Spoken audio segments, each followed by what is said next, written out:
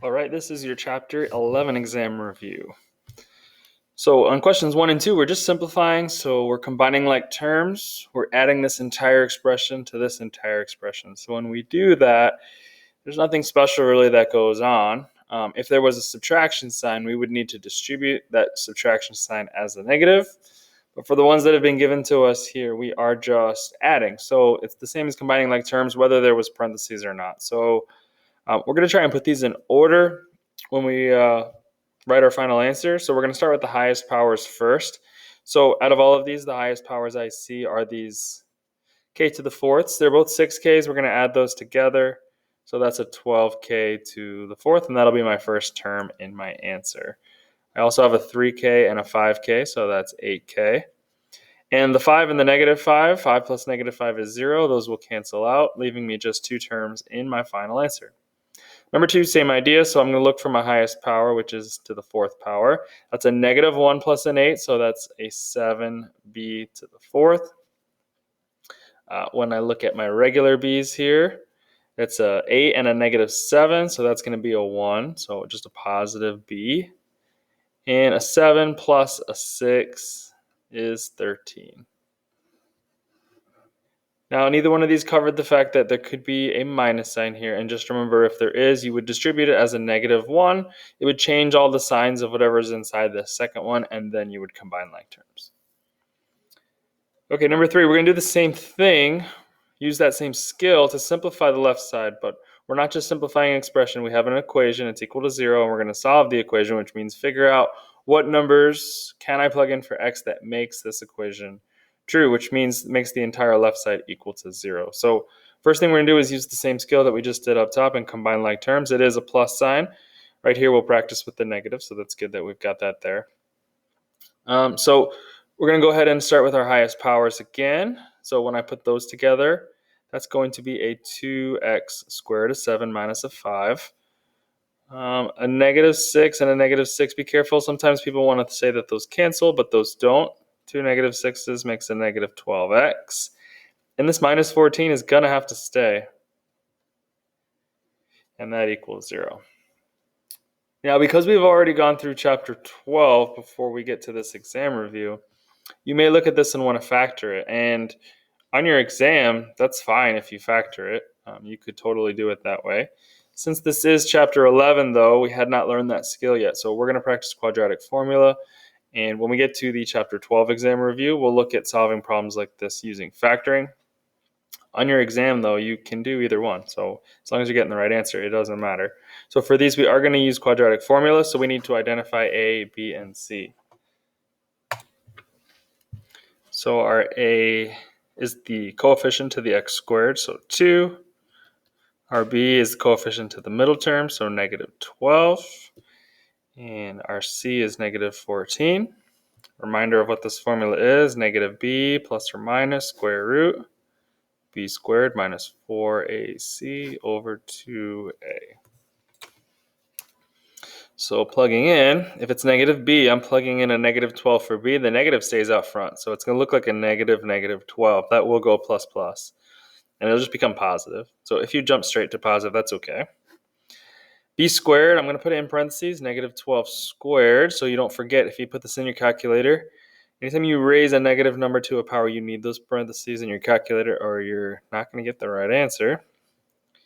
Minus 4 times a, which is 2, and c, which is negative 14. All right, and then on the bottom, it's 2 times a, which is 2 times 4. First thing you should do is try and get the answer to the discriminant, which is what's underneath your square root here. So if I punch it all in, I need parentheses for negative 12 squared minus 4 times 2 times negative 14. Oh, and I got all of it up there in parentheses in the exponent, so let's start over. Negative 12 squared minus 4 times 2 times negative 4. So I get 176.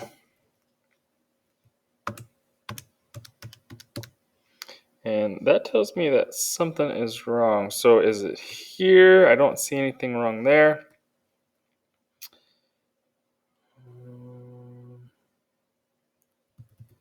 trying to find the mistake here. Something's off. Oh, I see.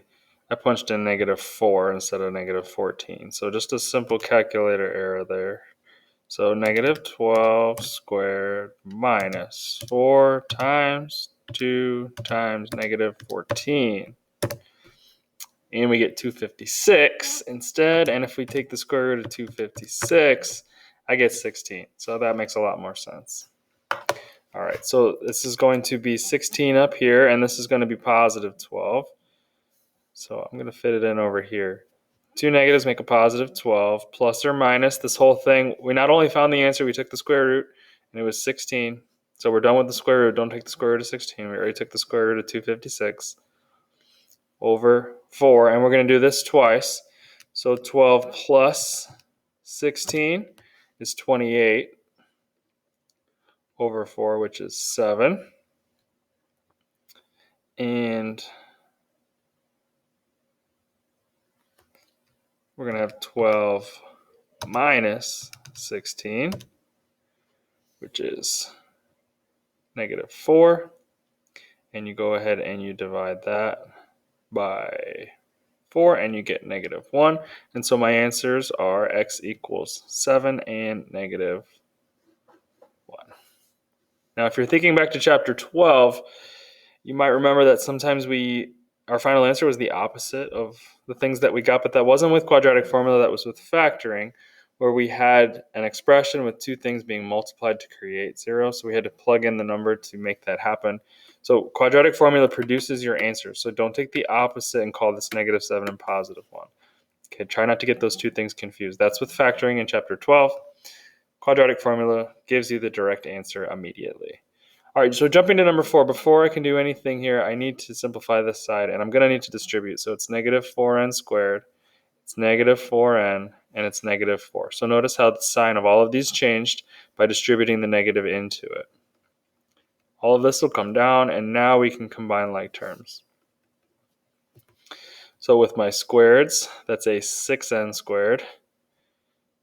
It looks like I have a 4n and a -4n. So those are going to cancel. I'm not going to have a middle term. We'll talk about what we can do there. And then -50 and -4 is -54. So if you want to use quadratic formula, you could. A equals 6. B, there is no middle term. It's 0. So that's the key there. You need to know that B is 0 because it canceled out. And C is -54. Now, you could run through this whole process with quadratic formula, being careful with your zeros in those spots, and it'll work. But I would highly recommend don't use quadratic formula because we don't need it. We can solve this normally. All we have to do is isolate the n squared, take the square root, and we're done. The only reason we use quadratic formula for these is because I can't isolate x squared without an x being on the other side or vice versa. So here, because that n is already gone, I can isolate the n squared. So I'm going to add 54 to both sides. 6n squared equals +54. I'm going to divide by 6 and get 9. And now n squared equals 9, so I take the square root of both sides. And remember, when you take square root, it's the positive and the negative, so +3 and -3. And so that's much faster. If you use quadratic formula, you would still get +3 and -3, but it's going to take you a lot longer. So when one of your terms eliminates, if it's the squared or it's just the regular n or x, whatever variable it is, highly recommend just running it like normal. You'll be left if the n squared is what's there with a square root problem. Much faster. All right, down to number 5. We're going to factor these, so it's going to be the opposite of what we're doing down here where we're going to distribute. So if we're distributing down here, let's actually run through one of these real quick. If we're distributing down here, we're finding the product, you're just multiplying. This times this, 5 times -1, that's -5. And then m to the first times m squared is m to the third. They get added together.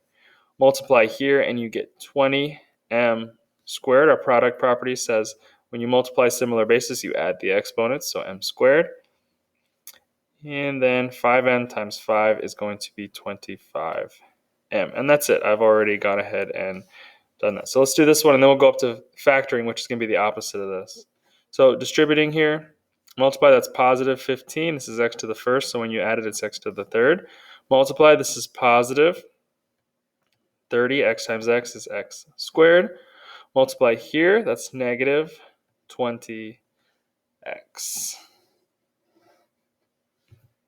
All right, so that's pretty simple. Now we're going to go the other direction. So it's like taking these answers and trying to get back to what we started with. So we have to look at every single term. Here there's only two, and try and figure out, first of all, with the coefficients, is there any number I can factor out? Basically divide all of them evenly by. And same thing with the variables. Can I take a variable away from each one evenly? So first of all, I have 8 in both of them, so 8 is going to be factored out. I could divide both of these by 8. And I have at least one A in both of these, so I can take one A out. I can't take 2 because I don't have 2 to take from this one. So you take the most you can from each one as a whole. So I take 8A away. And then you figure out, what did I multiply by? How, or what do I multiply by to get back to this? So I need it to be a 1 coefficient. So I'm not going to write it yet, but it would be a 1 there. I'm not going to write it because if I do end up with an A or anything like that, I don't need the 1 in front of it. So I need to go from A to A squared. So what am I multiplying by? I'm multiplying by A. A times A would be A squared. 8 times 1, which I don't have to write, gets me this. So I'm good. That's what I would multiply to get back. And to get to this, I would need a minus. Again, a 1. And not another A, because if I had another A here, A times A would get me A squared. So nothing here. So I do actually need to write the 1 here because there's no variable there. So I can't just leave it empty. So if you put the 1 in front here, that's fine. But on the answer key, you'll see it's just A minus 1. So that's done. All right, a little more complicated on number 6. Looking at those two numbers, I know the common factor there is 7. And looking at the variables, both of them have v's. Both of them actually have 2 v's. This one has 3, which means there's 2 inside of it. And so I can take 2 v's out. 7 times 7 gets me to 49. V squared times v gets me to v to the third. So you can always redistribute, make sure you get back to where you started. And to get to 21, it's a 3. The v squared is already there, so I can't add any more v's. That'll get me to v to the third or fourth or fifth or something more. Don't want that, but I do need to add the u right here, so that when I multiply 7v squared times 3u, I end up back at 21 v squared and u.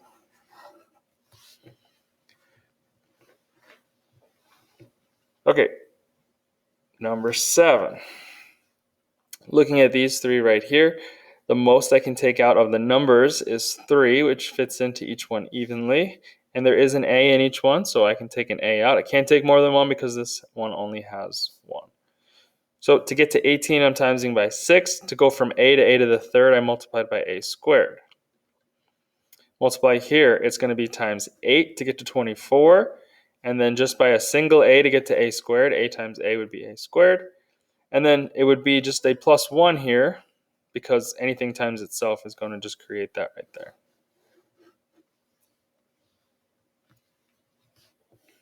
All right, number 8. Looking at these numbers, I see a common factor of 8. They all have a u, and they all have at least 3, so I can take 3 u's out. They all have a v. The least any of them have is 1, so that is all I can take out, is just 1 v, because I can't take more than 1 from here or here, because that's all there is. Multiplying here, that's 4. I need 2 more u's to get to 5, and I need 1 more v to get to 2. To get to 64, I am multiplying by 8. To get to u to the fourth, I need 1 u, and the v is already there. And then to get to 40, I'm timesing by 5, and I've already got u to the third and v, so I'm not adding any variables there.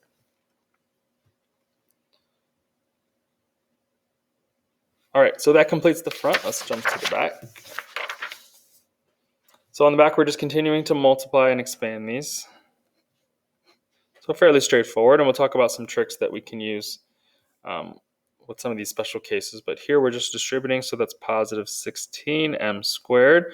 There's no m out here, so we're not doing anything with the variables. They will just attach. You're basically just multiplying the coefficients. So that's going to be negative 56. The mn stays.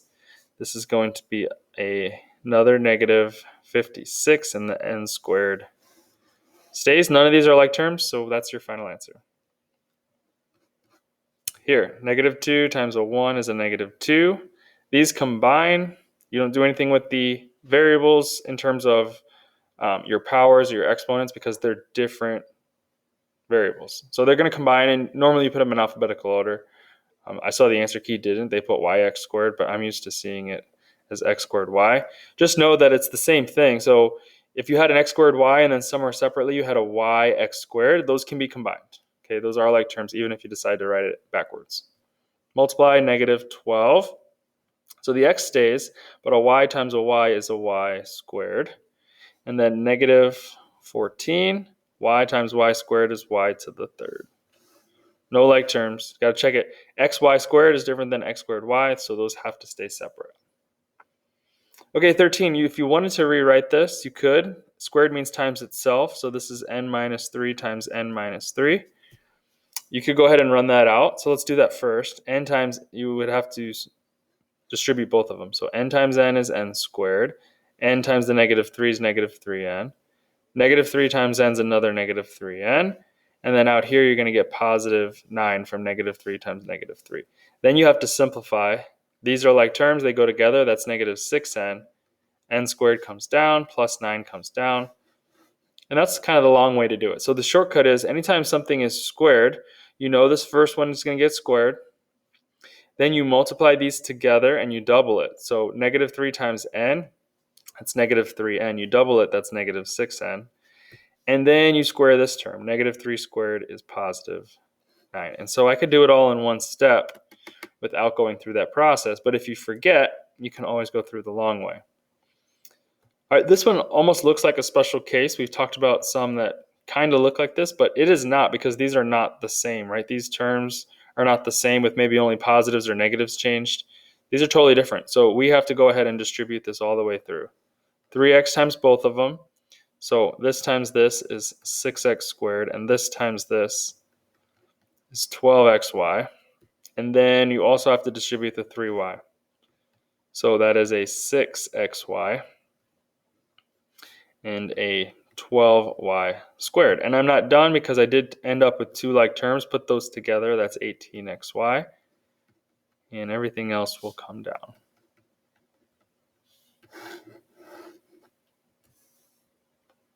Okay, 15. Again, you could use the shortcut here. You have something squared. So my first term comes from this being squared. So that is 36v squared. My middle term comes from these multiplied together and then doubled. So I'd get negative 36v. And then when I double that, it's going to be negative 72v. And then this squared is positive 36. So using the shortcut, here's what I got.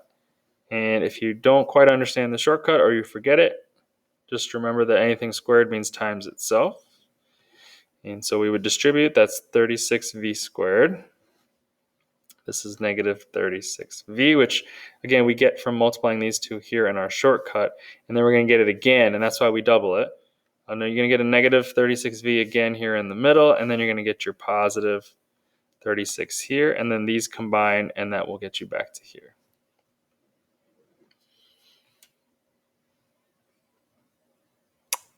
All right, on 16, we've got this squared. We can use the shortcut if we want to. So the first term is going to be y squared. The next term is going to be these two multiplied together, which when you do that is just 2x squared y, and then double it. So that's 4x squared y. And then this squared, square the number, it's 4, and then square this. That means times itself. X squared times x squared is x to the 4th. So there's your shortcut. And again, if you needed to, you could go ahead and do this the long way. Oops. Times itself. So y times y is your y squared. Y times 2x squared is 2x squared y. You get it again in here, so 2x squared y. That's why we combine them or double it to make this. And then out here, we're going to get 4x to the 4th. Combines, these two combine, and then you end up back at your answer. So either way is fine. On your exam, just make sure you can handle it one way or the other. All right, 17, here's a special case. So it's the exact same binomial except one's positive and one's negative here in the middle. And so the trick on these is all we have to do is multiply these and multiply these, because the middle terms are going to cancel. So let's try the shortcut first. This times this is b to the fourth, and this times this is negative a squared. According to the shortcut, that should be the answer. So now let's go ahead and actually do it. So this times this is b to the fourth. If I did go ahead and distribute to the next term, I'd get a negative ab squared from the b squared times negative a. Put the a up front. Then when I go here and I distribute the a to the b squared, I'm going to get positive ab squared. And then out here, I get negative a squared. So you see what happens. These two are like terms, but they're just opposites of each other. And so they cancel out, and they just leave you these two. And so that's why we end up just here. One thing I will say is I remember back from the test we took in chapter 11, a lot of people wanted to do that with these types and just write the answer as n squared plus 9. And they were thinking that middle one was going to cancel out. But that's not true, because anything squared, you're going to get two negatives, and so you're just going to get more negatives in the middle.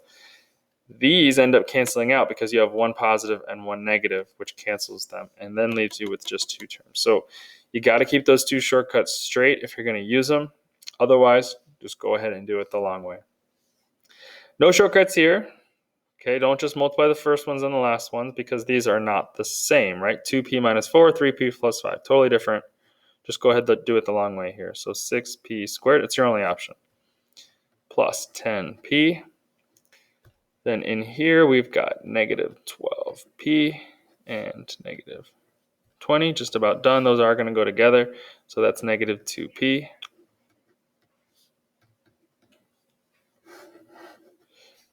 And that's our final answer. All right, 19 now. We've thrown in a trinomial. No different. Still distribute to everything. I'm going to end up with more terms after my first step, and I just combine my like terms at the end. So one at a time. 14p to the third, multiply. 12p squared, negative 12p. Then in here, negative 56p squared, negative 48p, positive 48. Okay, so we get all those terms. Now we got to combine the like ones. This is the only p to the third, so that's going to stay. I've got more than one p squared, though. I've got those. And so I'm going to add 12 and negative 56. That's negative 44p squared. And I've got a negative 12 and a negative 48. That's negative 60p. And then the plus 48 doesn't have anything to combine with, and so it's there. My final answer has four terms. None of them are alike, so they cannot combine, and that's my final answer. And the last one here on this exam review is one of these special cases. It's the same thing, except it's a plus and a minus. So all I need is this, 4x squared, and this, positive 1. Oh, not positive 1, right? 1 times negative 1 is negative 1. And that would be my final answer. You could do it the long way, of course. So you're going to get 4x squared up front. And then when you multiply this one, we're going to get negative 2x. And when we multiply here, we're going to get positive 2x. Those will cancel. And then we get the negative 1 out here. So these go away, and they leave you this.